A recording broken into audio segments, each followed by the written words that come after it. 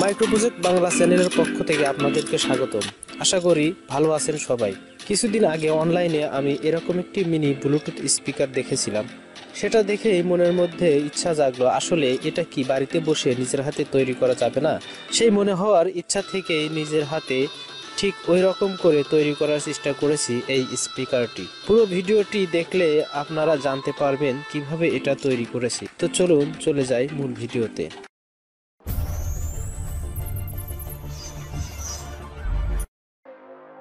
এটা তৈরি করতে প্রথমে প্রয়োজন হবে একটি নষ্ট এলইডি বাল্বের কভার।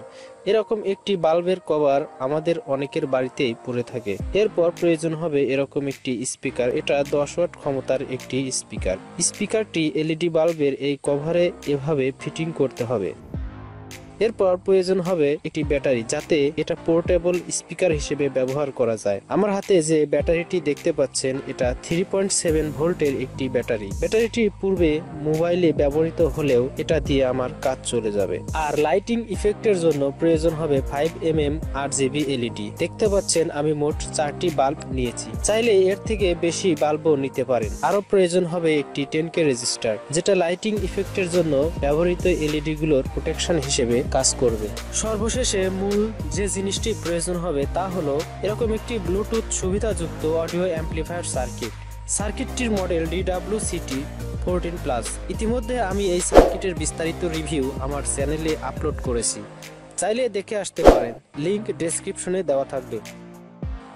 এখন আমাকে কভারের এই অংশটি কেটে নিতে হবে। দেখতে পাচ্ছেন আমি কেটে নিচ্ছি। কাটা শেষ হলে একটি মোটা কার্ড জাতীয় কাগজ দিয়ে এর ফাঁকা অংশটি পূরণ করে দিব।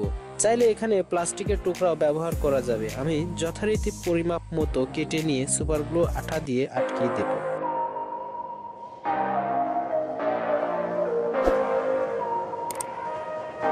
প্রথমে আমি ব্যাটারিটি এখানে ফিটিং করে নেব। আমি অলরেডি ব্যাটারিতে 2টা তার লাগিয়ে রেখেছি, যাতে পরবর্তীতে কাজ করতে সুবিধা হয়।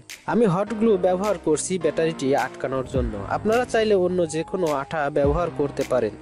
ব্যাটারিটি আটকানো হয়ে গেলে কভারের এপাশে 2টো ছিদ্র করে নিতে হবে, যাতে করে একটিতে সুইচ লাগানো যায় এবং অপরটিতে সার্কিটে থাকা মাইক্রো ইউএসবি পোর্টটি ছিদ্র অনুযায়ী বসানো যায়।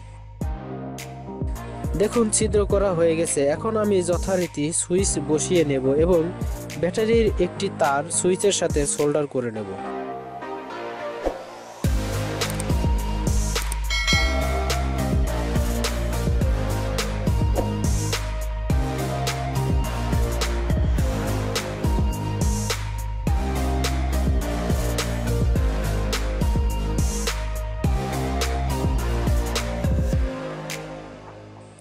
এখন সার্কিটটি বসানোর পালা। আমি প্রথমে সার্কিটের পাওয়ার ইনপুটের পজিটিভ কেবলটি সুইচের আউটপুট টার্মিনালের সাথে সোল্ডার করে নেব। সোল্ডার করা শেষে সার্কিটের অপর আরেকটি যে নেগেটিভ কেবল রয়েছে, সেটা সরাসরি ব্যাটারির নেগেটিভ কেবলের সাথে সোল্ডার করে নেব।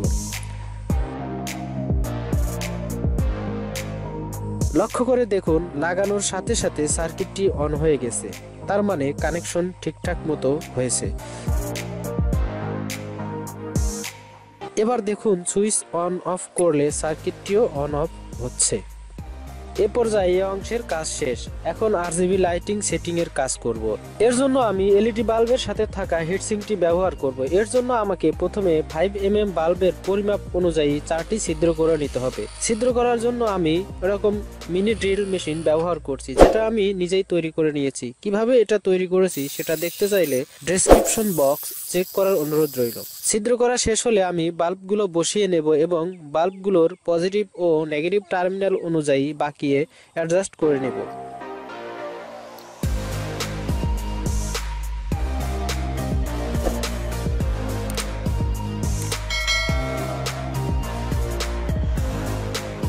এরপর ভালো করে সোল্ডার করে নেব।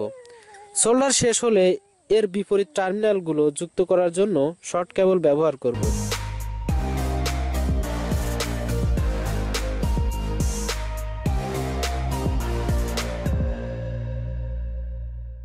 কেবলগুলো আমি সোল্ডার করে নিলাম। লাইটগুলোতে পাওয়ার দেওয়ার জন্য সুইচ থেকে একটি পজিটিভ কেবল বের করে নিয়েছি। বাল্বগুলোর প্রোটেকশনের জন্য আমি 10K রেজিস্টার ব্যবহার করছি। যথারীতি এখন পজিটিভে লাল তার ও নেগেটিভে কালো তার লাগিয়ে দিব।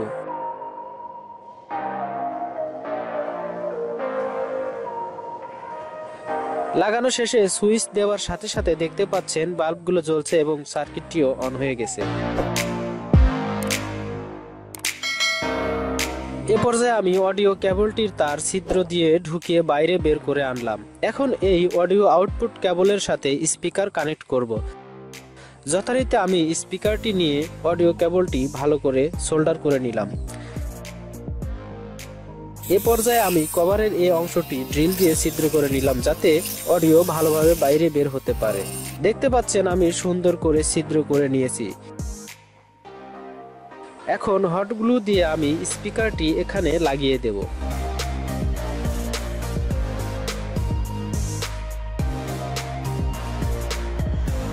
সবশেষে এখন কভারটি ফিটিং করে নিলাম। ফিটিং করে নেবার পর এটা দেখতে এমন হয়েছে। এবার চালিয়ে দেখার পালা। ভালোভাবে লাইটিং ইফেক্ট বোঝার জন্য আমি রুমের আলো নিভিয়ে দিয়েছি। এবার চলুন ব্লুটুথ কানেক্ট করে মিউজিক প্লে করে দেখি।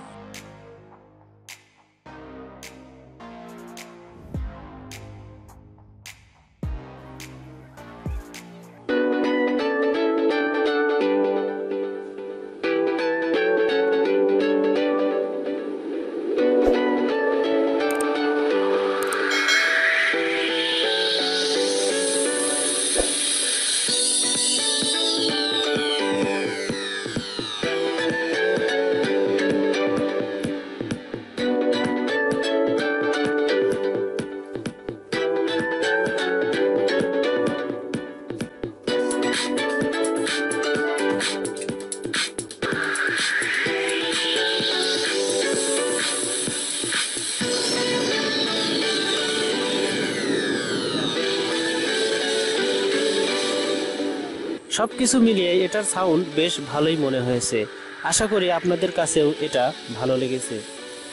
আজ এ পর্যন্তই, দেখা হবে অন্য কোনো ভিডিওতে।